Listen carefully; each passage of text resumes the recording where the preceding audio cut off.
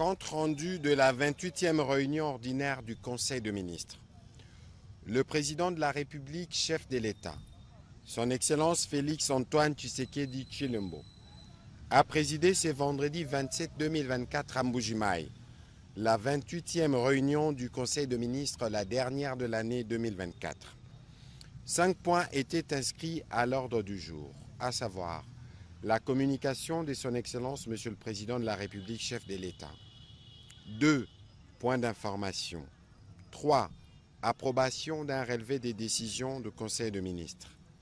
4. Examen et adoption d'un dossier. 5. Examen et adoption de textes. Bien avant le Conseil de ministres, la Première ministre chef du gouvernement a tenu en son nom et au nom de tous les membres du gouvernement à présenter ses vœux le meilleur au président de la République à l'occasion des festivités de fin d'année. Par la suite, le président de la République a pris la parole pour sa communication, qui a porté essentiellement sur 2 points. Le premier point concernait la nécessité d'assurer le suivi des ouvrages réalisés dans le Kasaï central, ainsi que la vulgarisation de leur évolution auprès de populations locales. Poursuivant sa mission d'itinérance à l'étape du Grand Kasaï, le président de la République a séjourné dans la ville de Kananga du 24 au 26 décembre 2024. Il a apprécié la réhabilitation de l'hôpital général de référence de Kananga, inscrit dans le cadre du programme de développement local de 145 territoires. Cette grande formation hospitalière locale, complètement rénovée et équipée d'un laboratoire moderne, d'un service complet de radiologie, d'échographie et d'un scanner de dernière génération, va permettre désormais aux populations de Kananga et d'ailleurs d'accéder aux soins de santé aux meilleurs standards. Le président de la République s'est également rendu sur la stratégique route de Kananga-Kalambambouji afin de s'enquérir personnellement de l'évolution des travaux. Il a constaté qu'une partie du tronçon de cette route de l'espoir est déjà asphaltée par des entrepreneurs chinois qui ont repris l'ouvrage depuis le mois de septembre dernier et que, suivant les informations techniques recueillies sur place, le 230 km de route seront rendus praticables en juin 2025. En attendant, les grands travaux d'assainissement et de la pose de bitume qui seront suivis de la livraison officielle dans 2 ans. Le président de la République a tenu à préciser qu'une fois praticable, cette route Kalambambouji va non seulement relier la ville de Kananga à l'océan Atlantique, mais surtout participer au désenclavement de tout l'espace Grand Kasaï et ouvrir la voie notamment vers l'Afrique australe. Il a estimé que le gouvernement devrait tout mettre en œuvre pour aller au-delà de la finalisation de cette importante route afin d'éviter que notre pays ne soit qu'un déversoir pour d'autres pays. Ainsi, pour parer à cette éventualité, il convient de résoudre rapidement l'épineux problème de l'énergie électrique et d'adduction d'eau pour booster la transformation et la conservation de produits congolais, surtout agricoles. Ceci inscrira sans nul doute le peuple congolais dans une logique d'échange réciproque et non de consommation à sens unique. L'électrification de cette zone passe par la finalisation des projets de Katende et Mbombo. Anticiper avec des mesures d'encadrement de l'accès au territoire congolais des produits venant de pays voisins et leur commercialisation dans le strict respect des lois et règlements du pays. Envisager des mesures particulières pour les opérateurs économiques locaux afin d'inciter la production locale. Construire des routes interprovinciales et des dessertes agricoles en vue de faciliter l'évacuation des produits vers les grandes agglomérations de transformation et des conditionnements avant leur exportation. Par ailleurs, le président de la République a insisté sur la nécessité d'assurer une communication locale efficiente sur le tas des réalisations des ouvrages et leur suivi dans l'exécution, afin d'anticiper sur la désinformation gratuite de la population ou manipulation entretenue par des acteurs politiques mal intentionnés. Dès lors, Sous la coordination de la Première ministre, il a engagé le gouvernement à travers les ministères sectoriels directement concernés à donner effet chacun en ce qui le concerne à toutes les préoccupations majeures si haut déclinées. Aussi, le président de la République a-t-il invité le gouverneur du Kasaï central, les ministres concernés, en collaboration avec toutes les structures d'exécution des ouvrages, à communiquer suffisamment et régulièrement l'état de leur avancement pour éviter que la population ne sombre dans la désinformation. Un rapport est attendu dans les 60 jours. Le deuxième point de la communication du président de la République a porté sur l'accompagnement et le renforcement des capacités opérationnelles de l'Office national de pêche et d'aquaculture, ONAPAC. Rappelons le fait que cet office a été créé par décret le 6 juin 2022 avec comme objectif ultime de concourir à l'augmentation de la production halieutique et aquacole ainsi qu'à la promotion de la chaîne des valeurs y afférentes. Le président de la République a précisé que cet établissement public a été pourvu d'animateurs depuis 2023 afin de lui permettre de réaliser ses missions, notamment d'organiser l'approvisionnement en intrants, matériel et équipements de pêche et d'aquaculture, organiser la collecte et la distribution des produits de pêche et d'aquaculture à travers le territoire national, mettre en place les infrastructures de pêche et d'aquaculture, contribuer à une meilleure transformation et conservation de produits de pêche et d'aquaculture, organiser la commercialisation et l'accès au marché des produits de pêche et d'aquaculture. Par ces missions, a-t-il insisté, cet établissement public est stratégique pour la sécurité alimentaire du pays. Son déploiement doit par conséquent servir de levier pour l'amélioration du pouvoir d'achat, la création d'emplois et la diversification de notre économie.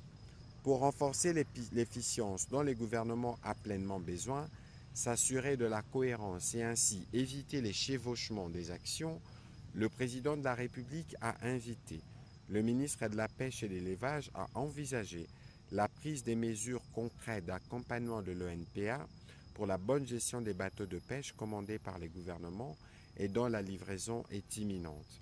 Ainsi, en attendant son opérationnalisation effective sous la supervision de la Première ministre, il a invité le ministre d'État en charge du budget et celui des Finances à prendre toutes les dispositions qui s'imposent pour doter cet établissement public dans les meilleurs délais des ressources nécessaires à son fonctionnement optimal en vue de garantir son autonomie administrative et financière.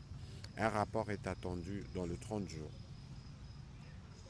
Dans la suite de la communication du Premier ministre, du Président de la République, la Première ministre chef du gouvernement est à nouveau revenue sur la nécessité pour le gouvernement, en ces derniers conseils de ministres, de faire bloc autour du Président de la République. D'abord pour lui présenter les vœux et lui dire les remerciements pour le soutien et l'accompagnement durant ces mois de travail au sein du gouvernement.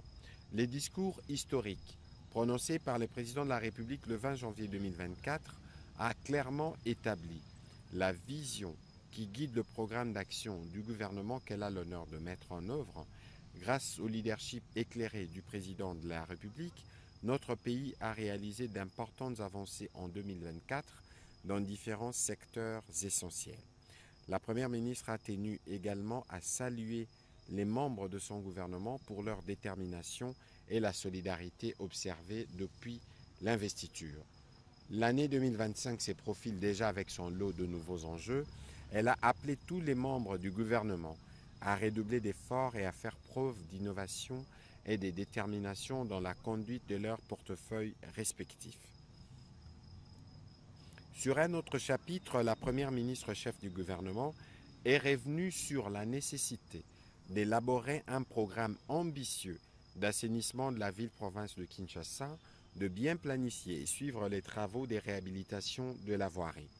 Cela fait suite à la visite qu'elle a effectuée le 26 décembre 2024 sous une pluie battante avec le gouverneur de la ville de quelques travaux de voirie en cours d'exécution dans plusieurs axes de Kinshasa.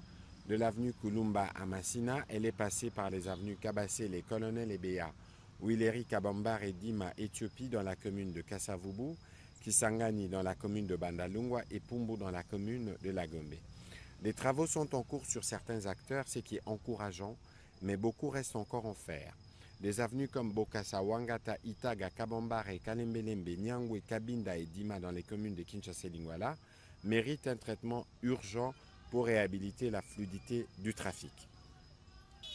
Dans les mêmes esprits, la Première ministre a encouragé les gouverneurs de la ville à mettre à contribution tous les services publics concernés par les questions de la voirie et d'assainissement.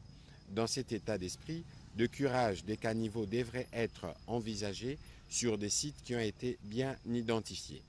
Au sujet de l'état d'insalubrité, spécifiquement de l'Institut du 30 juin, il est interpellant que cette école doit après avoir subi plusieurs inondations, dû au fait que des caniveaux sont obstrués par des constructions.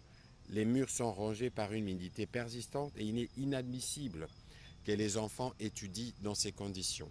La ministre d'État, ministre de l'Éducation, a été chargée d'examiner cette situation et d'initier des missions à Kinshasa et dans les provinces pour repérer ce genre de cas qui mettent en danger la santé de nos enfants.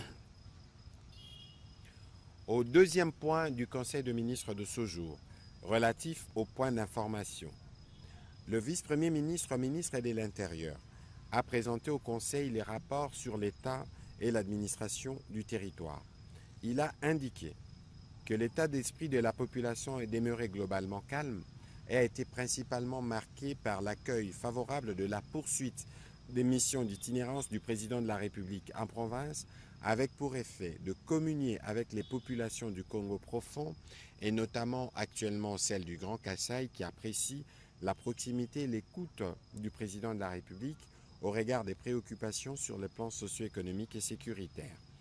Diverses réactions et commentaires positifs après les nominations effectuées au niveau du commandement militaire des forces armées de la République démocratique du Congo et l'enthousiasme observé au sein de la population, particulièrement celle du Nord Kivu, par la suite du bon comportement de nos militaires sur terrain, renforçant ainsi l'espoir que nos forces armées viendront à bout de nos ennemis.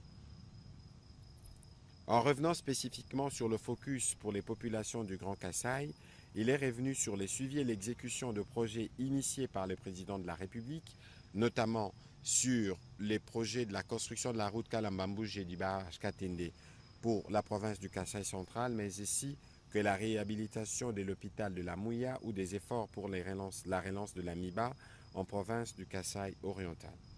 Au sujet du banditisme et de la criminalité, le vice-premier ministre a fait le point de plusieurs opérations des polices qui ont été initiées pour faire face à ces situations à travers certaines provinces. C'est le cas des opérations Ndobo à Kinshasa ou Safijami dans le nord Kivu. La traque de ces présumés criminels et le déroulement des audiences foraines donnent des résultats encourageants et le gouvernement travaille à lever tous les obstacles liés à ces opérations qui s'étendent progressivement à travers les principales villes et agglomérations du pays. Toujours sur les chapitres sécuritaires, le vice-premier ministre, ministre de l'Intérieur a été complété par le vice-premier ministre, ministre de la Défense nationale, qui a informé le Conseil sur la situation opérationnelle et sécuritaire qui a été marquée cette semaine particulièrement par les réaménagements intervenus dans le Grand Commandement au sein de forces armées de la République démocratique du Congo. En Ituri, les FARDC ont renforcé les dispositifs de sécurité autour des territoires de Djougou, Irumu et Mahagi, qui sont considérés comme les épicentres des violences de groupes armés, afin de contrer toutes les actions envers les populations pendant cette période festive. Au nord Kivu, spécifiquement dans les territoires des Lubero, les forces armées de la République démocratique du Congo ont repris l'initiative et ont stoppé net la progression ennemie vers le centre de Lubero et d'autres localités, avant de lancer de contre-offensives, bénéficiant d'une excellente coordination des appuis-feu. Cette contre-offensive s'est soldée par la neutralisation des opérateurs ennemis des drones et la destruction de leurs 6 drones kamikazes, ainsi que la reconquête des localités de Kassiki, Luang, Andoluma et Mambasa, y compris plusieurs pertes en vies humaines enregistrées du côté de ces agresseurs. Pendant ces affrontements, nos forces armées ont constaté que les agresseurs rwandais et leurs alliés utilisent des populations civiles, particulièrement des enfants, donc vulnérables en particulier, comme boucliers humains en violation des droits humains et des droits internationaux humanitaires. Dans la partie ouest du pays, les actions de forces armées de la République démocratique du Congo dans les cadres de l'opération Ngemba restent concentrées sur les triangles Congo central, Kinshasa, Grand Bandundu, visant à traquer les miliciens Mobondo qui se sont installés dans la périphérie du territoire de Popo-Kabaka.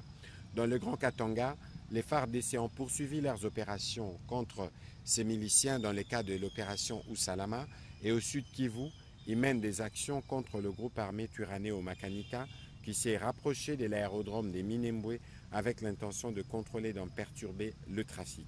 Le vice-premier ministre a réitéré la détermination de nos forces armées à restaurer la paix et la sécurité sur tous les fronts opérationnels.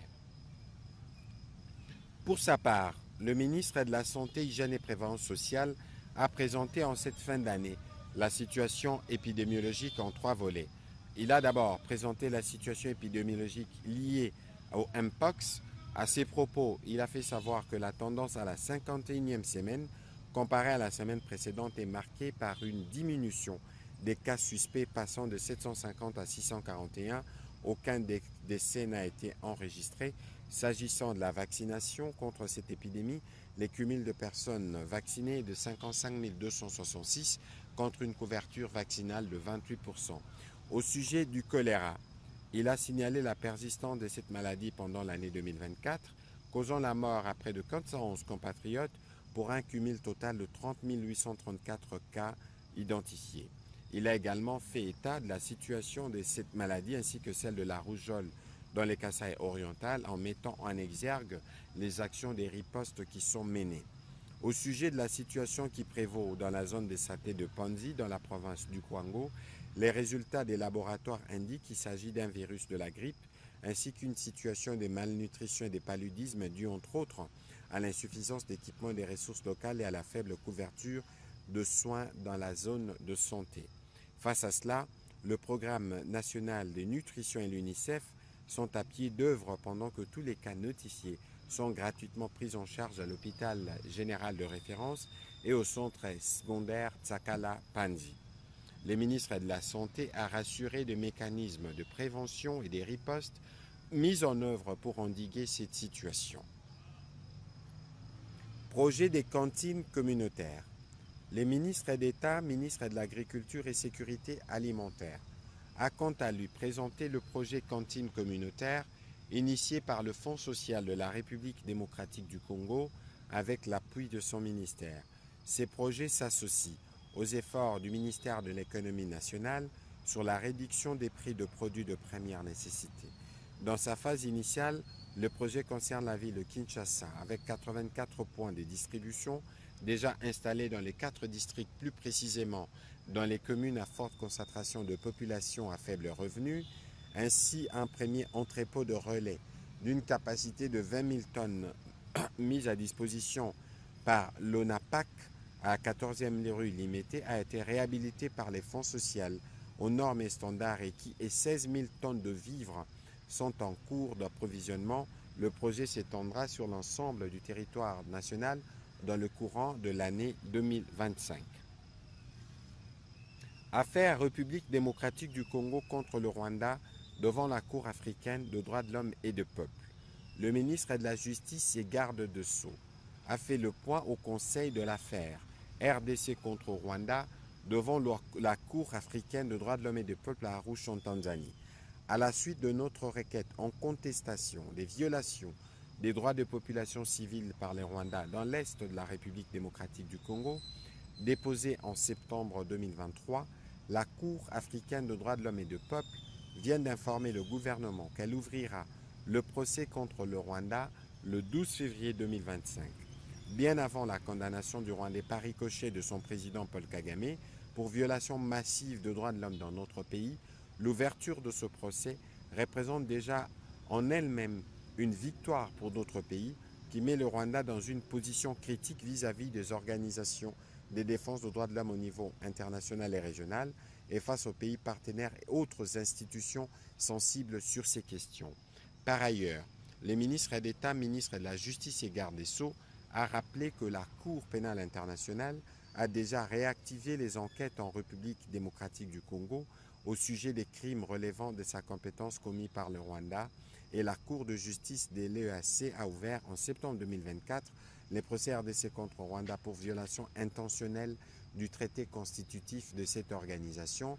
Il a été complété à ces propos par le vice-ministre chargé du contentieux international. Conférence interministérielle nationale sur les déploiements des paiements pour services environnementaux en Afrique centrale. La ministre d'État, ministre de l'Environnement et du Développement durable, a informé le Conseil de l'organisation de la conférence internationale interministérielle sur les déploiements de paiements pour services environnementaux en Afrique centrale à Kinshasa du 27 au 29 janvier prochain. Cette activité s'inscrit dans la logique de la consolidation du leadership environnemental et climatique de notre pays. Elle contribue directement à plusieurs objectifs stratégiques du pilier 6 du programme d'action du gouvernement 2024-2028 relatif à la gestion durable et responsable des écosystèmes face au changement climatique. Au cours de ces assises, 100 invités de 6 pays d'Afrique centrale vont se convenir sur une vision commune vis-à-vis des paiements pour les services environnementaux dans les bassins du Congo et adopter une feuille de route pour la mobilisation politique et financière en faveur de PSE d'ici la COP30 à Belém au Brésil et bien au-delà. Le Conseil a pris acte de ce rapport. Au 7e point d'information Conseil de ministres de ce jour, le ministre d'État, ministre du Budget, a fait le point sur le changement intervenu dans le projet de loi des finances pour l'exercice 2025 après examen et surtout sa promulgation par le président de la République. Au niveau de l'Assemblée nationale, les amendements opérés ont porté les budgets à 51 133,6 milliards de francs congolais, soit un écart de 1 point de 1286,8 milliards de francs congolais en termes des recettes additionnelles et dégagées, en sus des ajustements internes que la Chambre a fait dans les rubriques des dépenses. Au niveau du Sénat, la seconde lecture a dégagé des recettes additionnelles de 419,9 milliards de francs congolais, portant ainsi le budget à 51 553,5 milliards de francs congolais. Ainsi, les prévisions budgétaires initialement arrêtées par le gouvernement à 49 846,8 milliards de francs congolais ont été accrues de 1706,7 milliards de francs congolais par le Parlement. Le ministre d'État, ministre du Budget, est aussi revenu sur les amendements intervenus sur les dispositions du projet de loi des finances qui renferme, après vote par les deux chambres, 93 articles contre 88 initialement. Parlant de l'exécution budgétaire après la promulgation de la loi des finances de l'exercice 2025 faite par le président de la République, il a expliqué aux membres du gouvernement les dispositions arrêtées dans les cas de la crédibilité budgétaire et de la gestion orthodoxe du budget préconisé dans le programme d'action du gouvernement soutenu par le programme de facilité élargie des crédits et la facilité sur la résilience et la durabilité RST envisagée par le Fonds monétaire international qui contient des engagements fermes du gouvernement sur ces objectifs. En vue de faciliter les contrôles parlementaires sur la mise en œuvre du budget, les ministres d'État, ministres du Budget, a rassuré que le gouvernement va désormais transmettre trimestriellement aux deux chambres du Parlement les états de suivi budgétaire pour leur permettre de monitorer l'exécution du budget. Il a conclu son intervention en faisant le point sur la mise en œuvre de la réforme budgétaire. Feuille de route du partenariat stratégique Union européenne-RDC sur les chaînes de valeur de substances minérales stratégiques et critiques. Le ministre des Mines a informé le Conseil de la signature le 11 décembre 2024 à Bruxelles en Belgique de la feuille de route du partenariat stratégique Union européenne-République démocratique du Congo sur les chaînes de valeur de substances minérales stratégiques et critiques. Cette feuille de route composée des 25 axes de travail repose sur 5 piliers ci-dessous visant à transformer les richesses de notre pays en opportunités mondiales. 1. Chaîne de valeur durable. 2. Infrastructures locales. 3. Gouvernance et transparence. 4. Coopération scientifique et technologique. Et 5. Enfin, renforcement de capacités locales. Le ministre des Mines a précisé que cette feuille de route s'inscrit dans la stratégie européenne du Global Gateway et confirme la République démocratique du Congo comme un acteur clé de la transition énergétique globale. Des projets opérationnels déroutants découlant de ces 25 axes trouvés sont en cours de développement dans différents ministères, notamment ceux en charge de mines, des infrastructures, des ressources hydrauliques et électricité, de l'industrie, de l'économie, du commerce extérieur, sous la coordination bien évidemment de la primature. Cette signature marque une nouvelle ère pour les secteurs miniers congolais. Elle assoit notre pays comme un partenaire incontournable pour l'approvisionnement en minerais critiques nécessaires à la transition énergétique mondiale. Le ministre de Mines a souligné qu'il s'agit d'une stratégie audacieuse pour un avenir durable. Les actions menées par le gouvernement renforcent la place de la RDC comme leader incontournable des chaînes de valeur de minerais stratégiques. Le Conseil a pris acte de ce rapport. Au 9e point d'information du Conseil des ministres de ce jour, état du rapatriement du siège de l'Union africaine des télécommunications à Kinshasa. Le ministre de Postes, Télécommunications et Numérique a présenté les rapports sur l'état du rapatriement du siège de l'Union africaine de télécommunications à Kinshasa, évoquant les avancées enregistrées dans la mise en œuvre des conditions préalables. Il a salué notamment la récente ratification de la Convention de l'organisation par notre pays et les efforts déployés jusque-là au sujet du paiement des contributions annuelles, ainsi que la mise à disposition d'un bâtiment devant abriter le siège ainsi que les résidences du secrétaire général de l'UIAT. Ces avancées réalisées par notre pays ont été appréciées par le secrétaire général de l'UIAT lors de sa dernière visite d'inspection à Kinshasa afin de finaliser ces processus. Le ministre a sollicité l'appui du gouvernement. Le Conseil a pris acte de ce rapport. Candidature de la République démocratique du Congo au poste d'envoyé spécial de la jeunesse de l'Union africaine. La ministre de la Jeunesse et Éveil patriotique a présenté au Conseil le profil du candidat de la République démocratique du Congo au poste d'envoyé spécial de la jeunesse à l'Union africaine. Le profil du candidat présente une expertise avérée en leadership inclusif et en gestion stratégique des réseaux en vue de promouvoir une image dynamique et engagée de notre pays tout en renforçant son influence au sein des institutions africaines.